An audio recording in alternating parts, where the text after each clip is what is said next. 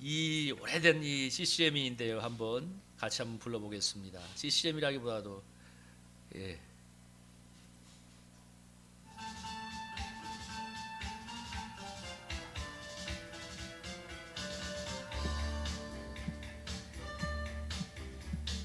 사막에 샘이 넘쳐 흐르리라.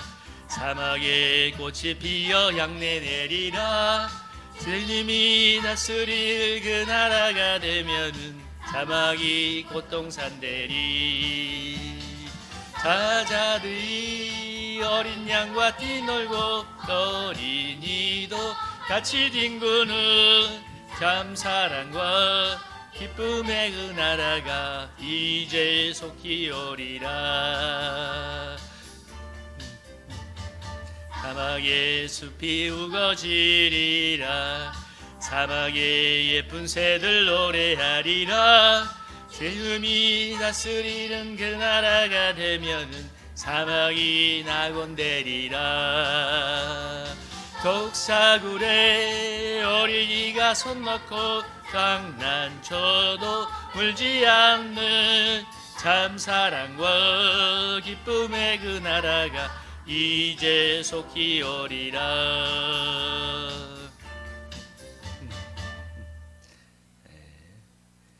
예, 이거 아주 오래된 복음송인데요. 제가 초등학교 때인가 아마 갔을 때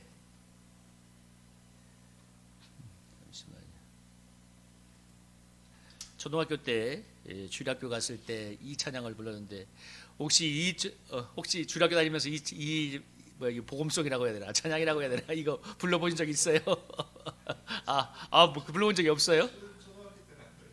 그래요. 너무 역사가 없군요. 제가 태어나서 처음으로 초등학교 때인가 한번 이렇게 우리 제 촌에서 이 주일학교에 여름 성경학교 초대받았는데 이 노래를 부르더라고요. 지금도 기억이 나서 너무 오래된 거지만 이 오늘 본문과 좀 매치가 되어서 한번 봤습니다.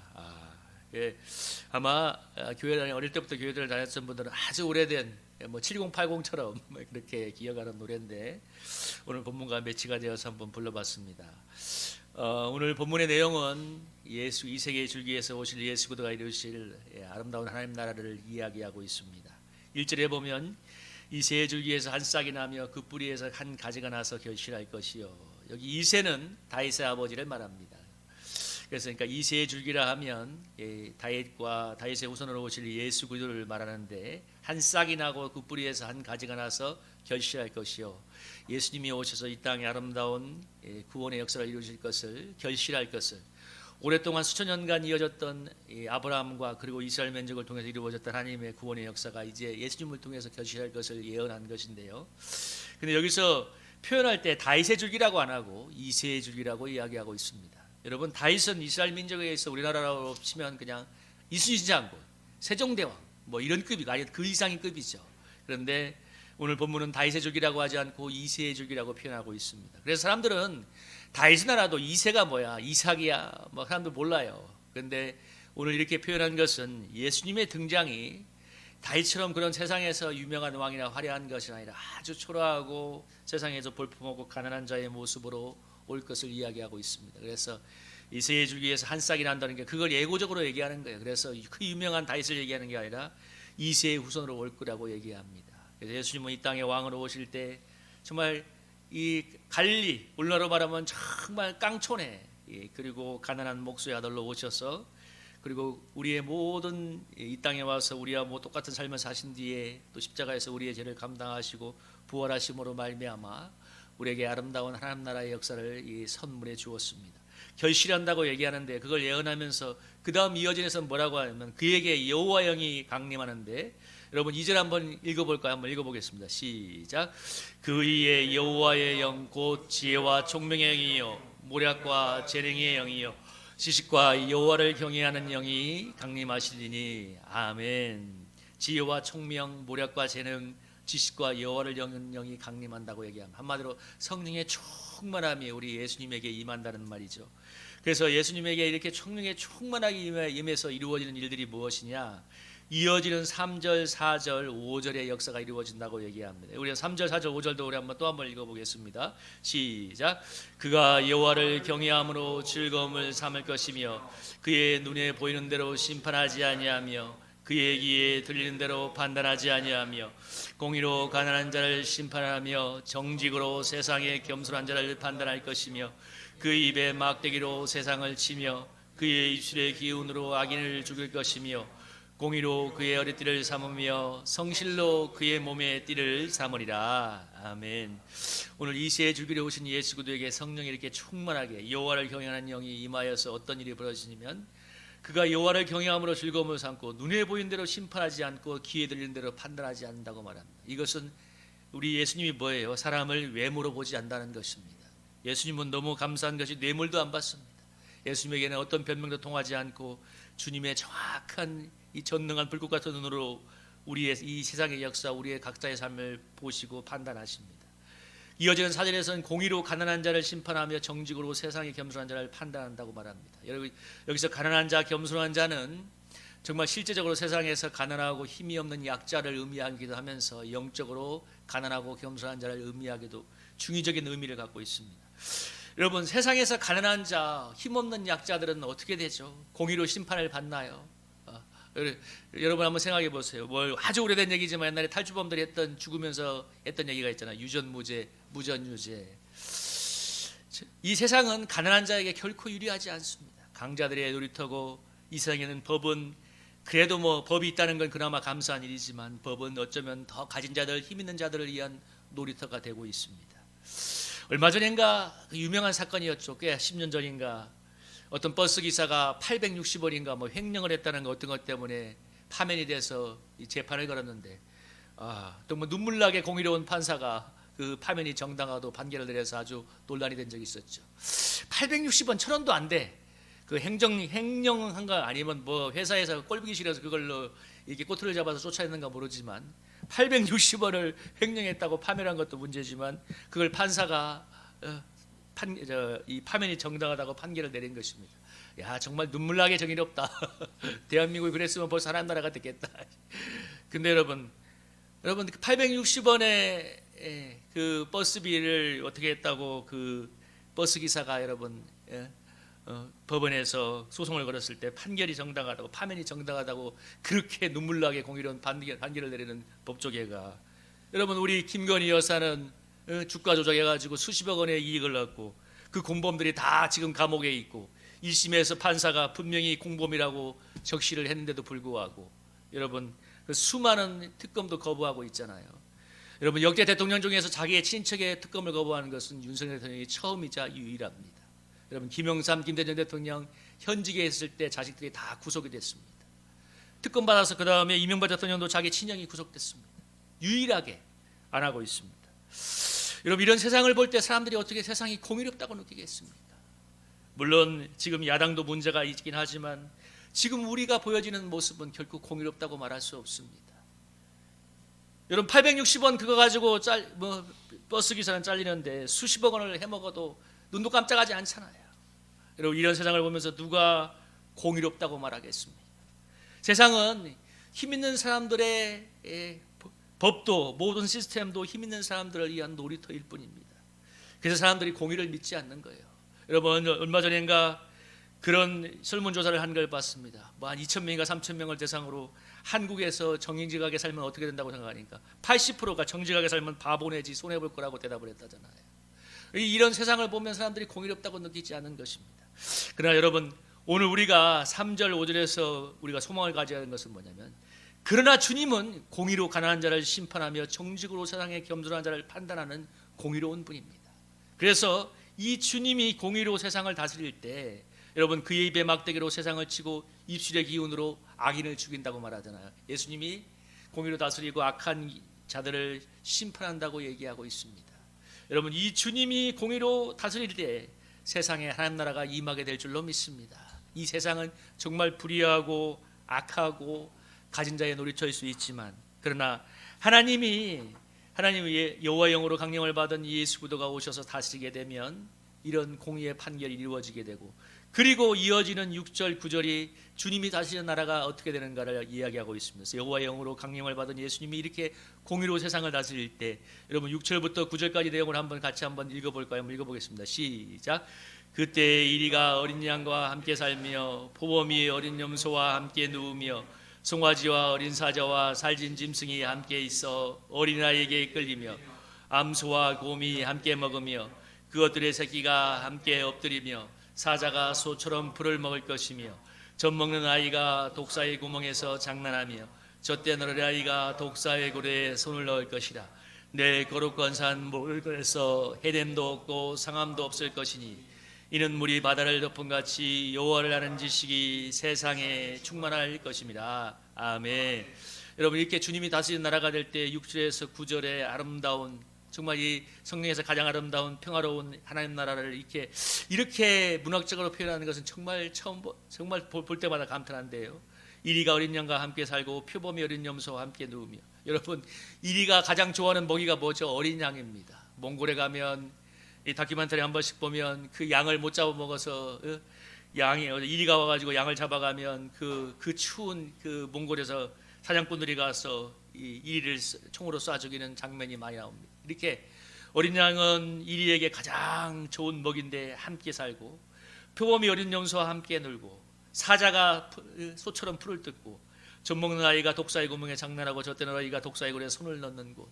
완전한 평화, 약자나 가난한 자나 함께, 정말 가진 자나 모두가 함께 더불어 사는 아름다운 하나님 나라가 이루어질 것을 이야기하고 있죠. 이 주님이 오실 때, 주님이 물론 지금 이 세상에서는 사실 멀고 먼 얘기일 수 있지만 주님이 다시는 나라가 되면 이렇게 될 줄로 믿습니다. 이것이 우리가 받아야 될 소망이죠.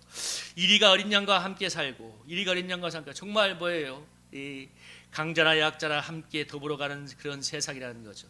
그래서 여러분, 현실에서 우리가 정치가 무엇을 해야 되는가를 얘기할 때, 정치는 진보와 보수의 옳은 노선이 아니라 정말 모두가 더불어 함께 걸어가는 세상을 만드는 것입니다. 이건 성경의 논리가 아니라 그냥 보편적인 상식으로 얘기해도 맞는 거예요. 그러나 우리가 지금 살아가는 세상은 너무나 지나친 지금 진영 대결을 하고 있습니다. 여러분, 윤석열 대통령이 어제 탄핵당했죠. 윤석열 대통령은 여러분, 우리 박근혜 대통령 탄핵 때 특검으로 뜬 분 아닙니까?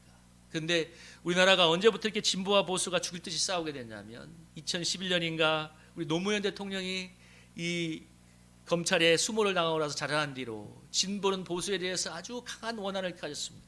그리고 박근혜 대통령 탄핵 뒤에 적폐수사로 아주 굉장한 보복을 했죠. 그러니까 이번엔 보수가 또 아주 그냥 사무치는 이 분노를 가지고 있다가, 그래서 윤석열 대통령을 픽업한 거예요. 정말 웃기는 얘기죠. 웃기는 얘기는. 그래서 그런데 또 이렇게 비극이 벌어지고 있습니다. 누가 잘했다 못했다의 차원이 아니라 만약에 이렇게 가면 대한민국은 망할 것입니다. 여러분, 진보가 옳다 보수가 옳다가 하는 게 아니라 너무 정치가 사람들을 힘들게 만들어요. 사람들을 정치에 혐오를 느끼게 하는 게 아니라, 여러분, 정치는 너무 중요하고 필요해요. 왜? 누군가는 다스려야 되거든요. 그런데 여러분, 정치가 이렇게 이리가 어린 양과 함께 살고 어린아이가 독사의 골에 손을 넣는 것처럼 평화롭고 안전한 세상을 만들고 모두가 더불어가는 세상을 만드는 것이 아니라 이렇게 진영을 나누어서 서로를 대적하게 만드는 정치가 이루어진다면, 여러분, 대한민국이 앞날은 뻔한 것입니다. 여러분, 남과 북이 싸워서 무너지는 게 아니라 남한에서 이런 진보와 보수의 심리적인 내전이 벌어지다가 망할 것입니다. 만약에 이번에 대통령이 탄핵이 되고 나면 보수는 또 어떨까요? 마음에 깊고 깊은 원한을 가질 것입니다. 그래, 언젠가 한번 우리가 정권을 잡으면 가만두지 않겠다. 지금 이 야당도 같은 마음이에요. 우리가 그동안 당한 것, 검찰에 당한 것, 이 정권에 당한 것, 우리가 한번 이번에 갚아줄 것이다. 마음에 아주 분노가 지금 팽배해 있어요. 여러분, 이때 우리가 교회가 어떻게 해야 될까요? 촛불 집회 나가서 데모하고 광화문 집회 나가서 태국교회 어르신들처럼 손을 흔들면서 전광훈 목사 하는 그 집회에 참여해야 되는 게 맞습니까? 여러분, 그런다고 이 땅에 하나님 나라가 오는 것이 아니라, 여러분, 정말 오늘 여호와의 영으로 충만한 예수님이 다스리는 나라가 되도록 기도해야 될 줄로 믿습니다. 여러분, 저는 이 본문을 보면서 그 생각이 들었습니다.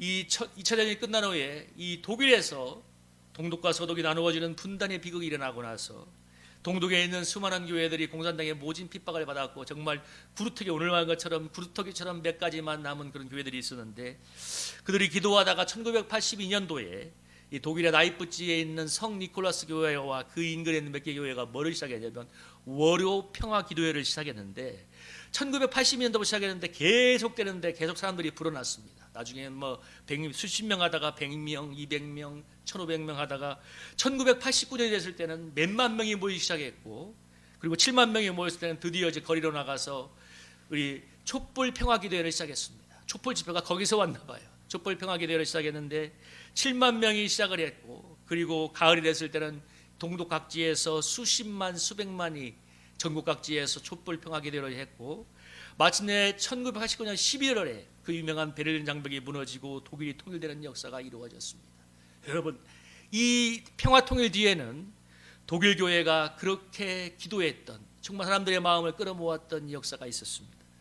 여러분, 제가 몇 번 들었던 남아공의 투투 대주교가 왜 그가 남아공의 통합을 이끌었냐면, 이제 1994년에 아파르테이트가 철폐되기 전까지 이 흑인들이 이 차별 정책에 분노해서 끊임없이 데모를 할 때 이 진화꾼들이 와서 거리에서 대치하고 조금 있으면 이제 유혈 사태가 벌어지려고 할 그런 순간마다 이 대주교가 현장에 가서 이 시대를 진정시키면서 함께 기도하자고 하면, 함께 기도하기 시작하면 총을 쏠 것 같은 그 분위기가 확 누그러들었대요. 그래서 수많은 유혈 사태를 막은 거예요. 그러고 나서 마침내 이제 아파르테이트 정책이 폐지가 되고 넬슨 만델레가 인권운동가 넬슨 만델레가 대통령이 되었을 때 그 투투 대주교가 가진 영향력이 있기 때문에 남아공의 대화합과 용서를 이끌었던 것입니다. 여러분, 그래서 남아공은 전 세계가 우려했던 내전과 사륙이 아니라 화합의 역사를 이끌고 새로운 역사를 인도할 수가 있었습니다. 여러분, 오늘 교회가 뭘 해야 되나요? 교회는 이 일을 축복의 통로로 쓰임받아야 될 줄로 믿습니다. 뭐 촛불 집회 나가서 데모하는 것도 좋고 강한 집회 나가서 하는 것도 좋지만, 정치적인 노선을 가진 걸 뭐라 할 수는 없지만 그걸로 세상이 만들어지진 않아요. 정말 우리가 오늘 기도해야 될 것은 독일의 그 니콜라스 교회에서 시작된 월요 평화 기도회들처럼 누군가 이 나라와 이 민족의 죄를 끌어안고 기도해야 될 줄로 믿습니다. 여러분, 그때 여호와의 영혼이 충만하게 이렇게 우리 교회에 강림하게 될 때 우리 교회가 그렇게 세상에 선한 영향력을 미칠 수 있지 않을까요? 여러분, 근데 지금 불행히도 너무 많은 그리스도인들이 이 양진영의 극단에 몰려가 있어요. 너무 많은 그리스도인들이. 뭐 심지어 우리 목사님들도, 동기 목사들 대화해 보면 말이 안 통할 때가 너무 많습니다. 다른 건 다 괜찮아. 목회도 잘하고 사람 너무 괜찮아요. 그런데 정치만 들어가면 사람들이 이성을 상실합니다. 상식적인 판단을 못 해요. 부정선거 저 말 들었어요. 우리 동기 목사들한테. 내가 듣다가 답답해가지고 싸움을 하다가, 야, 언젠가 그 이재명하고 우리 윤석열 대통령이 당선됐을 때 그 뒤에 몇 번 부정선거가 얘기 나오고 그래. 아니, 어떻게 부정선거면 윤석열 대통령이 당선이 되고 그래 지방선거에서 국민의힘이 승리를 하냐. 졌으니까 그런 얘기하는 거 아니냐. 상식적으로 판단해라. 그래. 그다음부터 말을 안 하더라고요. 여러분, 그냥 조금만 상식을 가지면 되는 얘기인데, 여러분, 우리 대통령 담화를 봤잖아요. 거의 부정선거에라는 확신을 가지고 있습니다. 극우 유튜브의 영향이에요. 극자 유튜버도 많죠. 뭔가 비슷해요. 그렇지만 여러분, 중요한 건 이게 오늘 대한민국의 현 주소란 말이에요. 대통령까지도 그렇게 물들어 버렸어요. 여러분, 얼마나 슬픈 얘기입니까? 근데 그 많은 것 중에 하나가 우리 그리스도인들이 들어가 있다는 말입니다. 왜 이런 일이 벌어질까요? 여러분, 너무 정치에 많은 기대를 하고 있기 때문에. 하나님이 다스리는 나라를, 하나님 나라를 소망을 가져야 되는데 정치가 마치 이 세상에 무엇인가를 만들어낼 것처럼 뭘 만들어내고 있습니까? 지금처럼 하면 대한민국이 망하기 뻔한데. 여러분, 2024년에 계엄이 이루어지고 그런 일이 이럴 거라고 생각이나 했나요? 이게 바로 진영 대결의 비극적인 열매고 결과. 성경은 분명히 말하고 있어요. 열매로 알 거라고 말하고 있어요. 진보가 선도 아니고 보수가 선도 아닙니다. 하나님 나라가 선인 줄로 믿습니다. 우리 그리스도인들이 마음에 그걸 가져야 돼요. 그리고 그만 이제 유튜브 보고 그만 그 음모론을 그만해야 돼요. 그래서 제가 볼 때마다 우리 요즘 그래서 정치 얘기도 잘 안 하지만, 왜냐하면 무슨 말을 해도 안 돼. 왜? 이미 논리는 떠나갔어. 그냥 뭔가 씌었어. 여러분, 이 지금 대한민국의 지금 이 지경입니다. 여러분, 우리가 정말 이 분열과 어둠의 영이 떠나가도록 기도해야 될 줄로 믿습니다. 투투제주교가 여러분, 이 진압군이 총을 이제 조금 있으면 방아쇠를 당겨서 사람들이 수없이 죽어나갈 그 현장에 가서 기도할 때, 여러분, 그 어둠의 그 유혈 사태가 벌어지는 현장의 분위기가 확 변하고 여러분 사람들이 진정을 해서 유효 사태가 진정됐다고 하지 않습니까? 오늘 교회가 무엇을 해야 되나요? 저는 이 일에 기도해야 될 줄로 믿습니다. 여러분 뭐 누가 탄압돼서 그래 너 누구 안 되면 안 돼 이게 아니에요. 오늘 우리 한국교회에 필요한 것은 그러한 독일교회처럼 투투제주교처럼 그렇게 이 땅에 화평을 불러오는 기도의 통로, 축복의 통로가 필요하다고 믿습니다. 너무 이 땅은 지금 정치 논리가 이 땅을 뒤덮고 있습니다.